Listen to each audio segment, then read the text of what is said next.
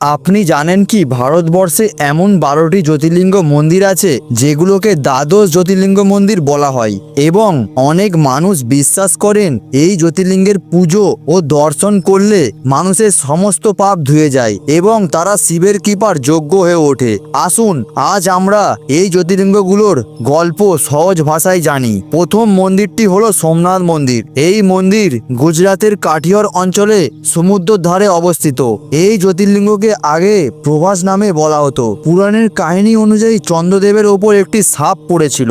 সাপ মুক্তি পেতে চন্দ্রদেব এখানে কঠোর তপস্যা করেছিলেন এবং শিবের কৃপায় মুক্তি পান। সেই কারণেই এই জ্যোতির্লিঙ্গকে সোমনাথ বলা হয়। দ্বিতীয় মন্দিরটি হলো মল্লিকার্জুন জ্যোতির্লিঙ্গ মন্দির। এই মন্দিরটি শ্রীশৈল পর্বতের ওপর কৃষ্ণা নদীর তীরে অবস্থিত। একবার শিব ও পার্বতীর সন্তান গণেশ কার্তিকের বিয়ের জন্য প্রতিযোগিতা শুরু হয়েছিল।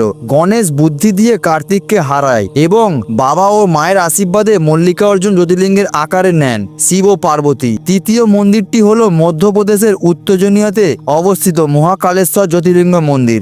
একদিন এক ব্রাহ্মণ তপস্যা করছিলেন, তখন একটি অসুর এসে তাকে তপস্যায় বাধা দেয়। শিব একটি হুঙ্কার দিয়ে সেই অসুরকে ধ্বংস করেন। এরপর ব্রাহ্মণরা প্রার্থনা করে এবং শিব মহাকালেশ্বর রূপে এখানে স্থায়ী হন। চতুর্থ মন্দিরটি হলো নর্মদা নদীর তীরে ওঙ্কারেশ্বর জ্যোতির্লিঙ্গ মন্দির। এখানকার গল্প অনুযায়ী এক ঋষি ভষ্টদের দ্বারায় অন্যায়ভাবে ক্ষতিগ্রস্ত হন। তিনি শিবের তপস্যা করেন এবং শিব দুই ভাগে বিভক্ত হয়ে ওঙ্কারেশ্বর ও মমলেশ্বর রূপে এখানে স্থায়ী হন। পঞ্চম মন্দিরটি হলো কেদারনাথ। হিমালয়ের কেদারনাথ চূড়ায় অবস্থিত। এটি সমুদ্রপৃষ্ঠ থেকে প্রায় 3500 মিটার উচ্চতায় অবস্থিত। পাণ্ডবরা তাদের পাপের প্রায়শ্চিত্ত করতে শিবের সন্ধানে সেখানে গিয়েছিলেন এবং শিব সেখানে নন্দীবালের আকারে লুকিয়েছিলেন। পাণ্ডবরা শিবকে খুঁজে পায় এবং 5টি স্থানে শিবালয় নির্মাণ করেন। ষষ্ঠ মন্দিরটি হলো ভীমাশঙ্কর জ্যোতির্লিঙ্গ মন্দির। এটি সাহাদ্রি পাহাড়ে অবস্থিত। এখানে প্রাচীনকালে রাক্ষস ভীম তার অত্যাচার চালাতো। দেবগণ শিবের কাছে সাহায্যের জন্য চান। শিব ভীমকে ধ্বংস করেন এবং জ্যোতির্লিঙ্গ স্থায়ী হন। সপ্তম মন্দিরটি হলো কাশী বিশ্বনাথ মন্দির। এটি গঙ্গার তীরে অবস্থিত। এটি ভারতীয় তীর্থস্থলের মধ্যে অন্যতম পবিত্র স্থান। পুরাণের কাহিনী অনুযায়ী শিব একটি অসীম আলো জ্যোতির্লিঙ্গ রূপে প্রকাশ করেন। ব্রহ্মা বিষ্ণুর সঙ্গে প্রতিযোগিতার মাধ্যমে শিবের মহত্ব প্রমাণিত হয়। অষ্টম মন্দিরটি হলো তিয়কেশ্বর জ্যোতির্লিঙ্গ মন্দির। এই মন্দিরটি ব্রহ্মগিরি পর্বতে অবস্থিত। এখানে ছোট ছোট 3টি শিবলিঙ্গ আছে যা ব্রহ্মা বিষ্ণু ও শিবের প্রতীক। একবার ঋষি গৌতম শিবের তপস্যা করেন এবং শিব এখানে জ্যোতির্লিঙ্গের আকারে স্থায়ী হন। নবম মন্দিরটি হলো বৈদ্যনাথ জ্যোতির্লিঙ্গ মন্দির। এটি দেবঘরে অবস্থিত।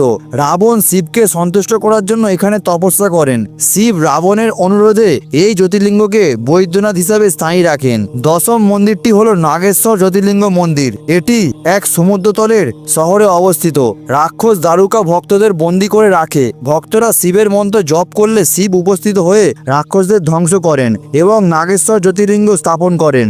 একাদশ মন্দিরটি হলো রামেশ্বর জ্যোতির্লিঙ্গ মন্দির। এটি পাম্বন সেতুর মাধ্যমে পৌঁছানো যায়। রামায়ণকালে রাম রাবণকে হত্যা করার পরে ব্রহ্ম হত্যার পাপ থেকে মুক্তির জন্য এখানে শিবের পূজা করেছিলেন। দ্বাদশ মন্দিরটি হলো গিরি পঞ্চায়েত মন্দির।